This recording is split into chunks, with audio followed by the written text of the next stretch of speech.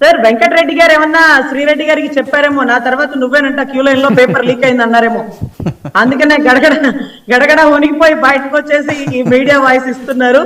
So anyway, ఎవరి మీద చేతి వాటాలు ఎప్పుడు ఉండవండి. ఒళ్ళు దగ్గర పెట్టుకొని పరిధి దాటి మాట్లాడకూడదు.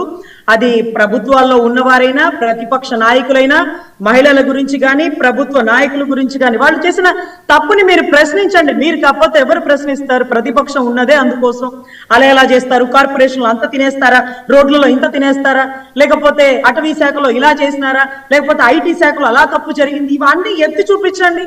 మీరున్నదే అందుకు. మీరు ఉండాలి, మాకు మీరు ఉండాలి. ప్రతిపక్షం స్ట్రాంగ్ గా ఉంటేనే ప్రభుత్వం ఒళ్ళు దగ్గర పెట్టుకొని పని చేస్తుంది.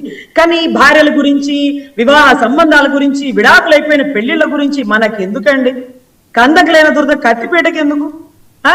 ఈ రకంగా మాట్లాడిన వాళ్ళకి ఇప్పుడు భయం పుడుతుందండి. అందుకనే వాళ్ళ అధినాయకుల్ని ఇంప్రెస్ చేయడం కోసం విధానాల మీద ప్రశ్నించాలి కానీ వ్యక్తిగత విషయాల మీద కాదు.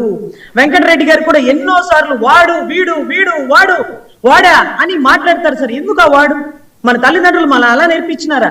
మన అధినాయకులు ఇంప్రెస్ చేయడానికి మనం దారిని పోయి వాళ్ళని వాడు వీడు అంటే ఇవాళ కాకపోతే వాళ్ళు మారితే